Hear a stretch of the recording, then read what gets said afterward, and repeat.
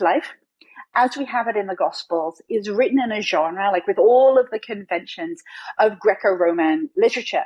Now, to me, as someone who doesn't think that it's mythical, I think that's what we would expect. We would expect any kind of biography written in the first or second century, we would expect those to be written in exactly the same genre as anything else that was being written at the time. It's being written in Greek, so why not write in the kind of dominant literary conventions? If I was to make a horror movie right now, I would make it using all of the kind of like ideas that you find current in horror movies, like the girl going into the basement even though she clearly couldn't, the virgin who makes it all of the way to the end, the annoying friend who dies early on. I would use all of those kinds of genres.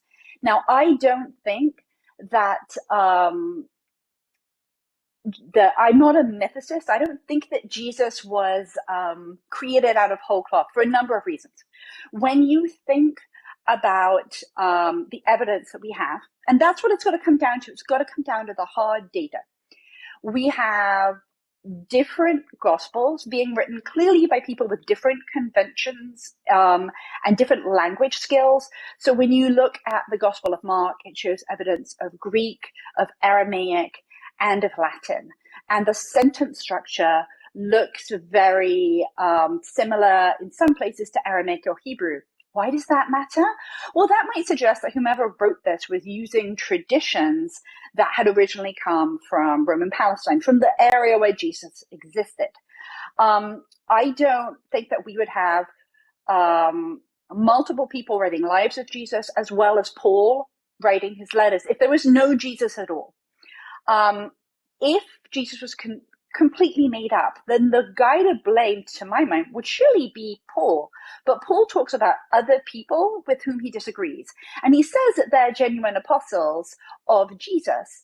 And so to my mind, this is evidence that there are enough people talking about a Jesus that Jesus, the whole mythology, it couldn't all have been made up and disseminated as broadly as it was in such a short space of time if he didn't actually exist.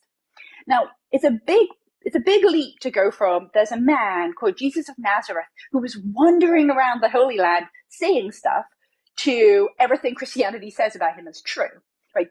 There's a big gap between those things. And I think historically, there is a big gap. And so I can say, I think there was a historical Jesus of Nazareth. I think that scholars like myself could try and ascertain who he was, but that doesn't mean that everything Christianity says about Jesus is true. That doesn't mean he's the Son of God. It doesn't mean he was resurrected from the dead.